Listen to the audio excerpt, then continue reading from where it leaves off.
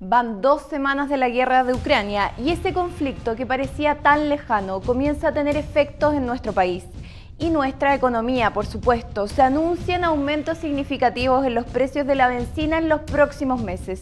El valor del gas licuado aumenta más de 1.000 pesos en una semana y se anuncia un incremento importante en el costo de los alimentos. Un análisis sobre lo que está detrás de estos fenómenos políticos nos da la perspectiva necesaria para entender los efectos sobre nuestra economía. En El Baquedano se los explicamos. Tras tensas semanas, el 24 de febrero, lo que parecía imposible se hizo realidad. El mundo vivía su primera guerra a gran escala del siglo XXI, dirigida nada más y nada menos que por una superpotencia nuclear. 200.000 soldados, blindados, campamentos incluso cruzaron la frontera desde Rusia y Bielorrusia para invadir Ucrania con una fuerza más grande que la de todo el ejército ucraniano e igual que la usada por Estados Unidos en su invasión a Irak en 2003. En pocas horas, el ejército ruso había sitiado a Ucrania por todos sus flancos, en lo que en ese momento parecía ser una formidable maniobra militar. Mientras tanto, en Occidente la situación resultaba incomprensible. Se tildaba a Putin de loco, de ambicioso y de dictador. El ciudadano común buscaba explicaciones simples. ¿Cuáles entonces son las razones del ataque a Ucrania? ¿Qué es lo que busca el Kremlin? ¿Por qué ahora?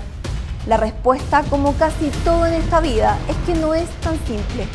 Entenderlo es importante para descifrar lo que pasa en la economía mundial y en la de nuestra región. Bienvenidos a una nueva entrega del Baquedano Central, acerca del conflicto entre Rusia, Ucrania y el mundo.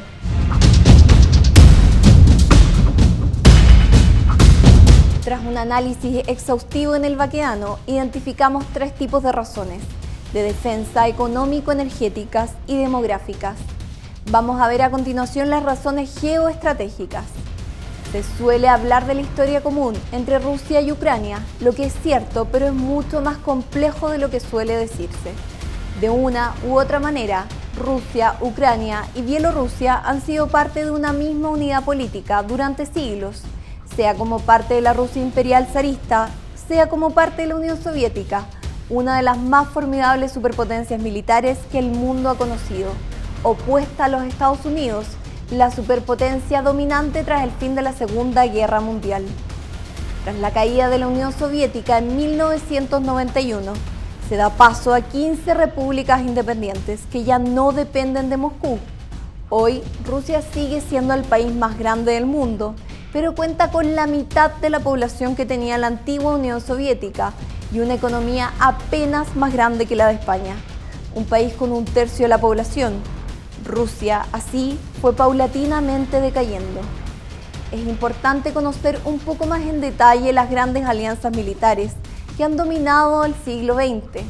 La Guerra Fría conoció 2 grandes alianzas militares de defensa.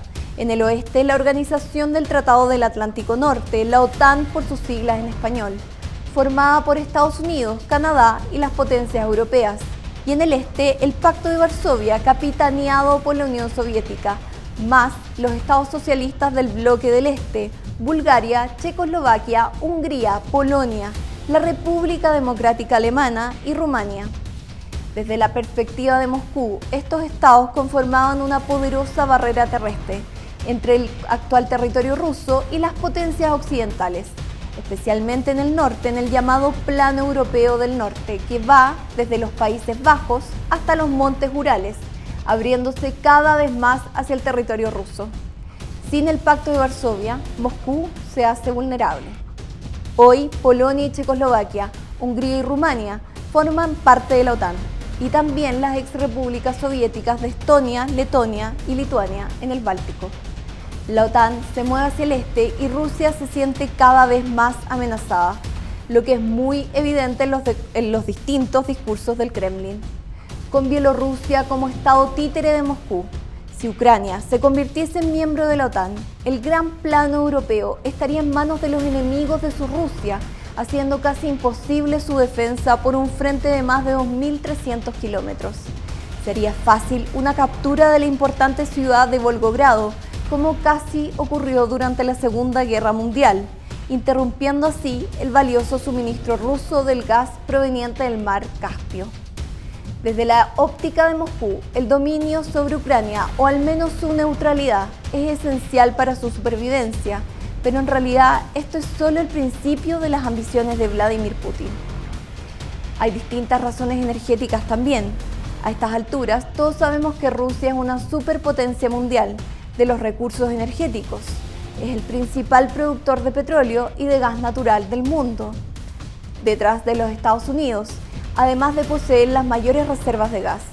El petróleo y el gas representan el 30% de su economía y un 50% del presupuesto. Hoy, alrededor del 35% de todo el gas consumido por la Unión Europea llega a través de gasoductos rusos, lo que los convierte paradójicamente en socios. Desde la perspectiva rusa, cualquier interrupción de este acuerdo resultaría fatal y, como veremos, Ucrania es el lugar más probable para esa interrupción. Como una herencia de la Unión Soviética, hoy la mayoría del gas ruso pasa por Ucrania, por lo que Rusia ha buscado construir otros gasoductos para evitar este territorio. Pero la amenaza de Ucrania no viene del presente, sino del futuro. En 2012 fueron descubiertos en las costas ucranianas del Mar Negro reservas de más de 2 trillones de metros cúbicos de gas natural que con las nuevas tecnologías podían ser extraídos, convirtiendo a Ucrania en una amenaza real al dominio energético ruso. Ucrania podía convertirse en el nuevo proveedor de gas para Europa, además de su aliado estratégico militar, cuestión que Moscú no quiere permitir. Esta es también una de las razones de la anexión rusa de la península de Crimea en 2014, que expulsó a los capitales extranjeros y obligó al gobierno ucraniano a concentrarse en su defensa. Para ello, financió las rebeliones de los territorios separatistas de Donetsk y Luhansk en el este, al igual que lo hizo en 2008 en Georgia. Aunque no exento de dificultades y costos, el puerto de Sebastopol y Crimea son esenciales para los objetivos rusos. Si Ucrania se uniese a la OTAN en un eventual conflicto con Crimea, los Estados aliados deberían apoyar a Ucrania, desatando una guerra contra Rusia, que esta no puede permitirse. Hay distintas razones demográficas también, pero surge la pregunta, ¿por qué ahora? Lo cierto es que Rusia está contra el tiempo. Desde hace varios años, las muertes en Rusia superan a los nacimientos. Se cuenta con una población cada vez más añosa y más pequeña.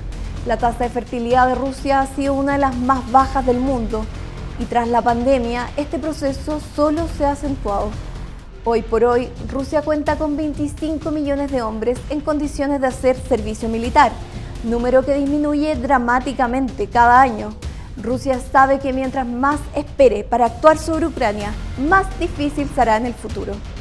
Rusia entonces, a través de una amenaza militar constante, a través de la invasión y de ejercicios militares en la frontera, la colaboración del Estado títere de Bielorrusia y el constante financiamiento de los movimientos separatistas, conseguirá ahuyentar a los capitales extranjeros para la explotación del gas ucraniano, adelantar sus líneas de defensa y hacerse de puertos estratégicos de aguas cálidas en el mar Báltico y en el enclave ruso de Kaliningrado. La suerte ya está echada y nos enfrentamos a un escenario impensado. En el Baqueano continuaremos analizando este y otros eventos políticos comprometidos con el periodismo independiente.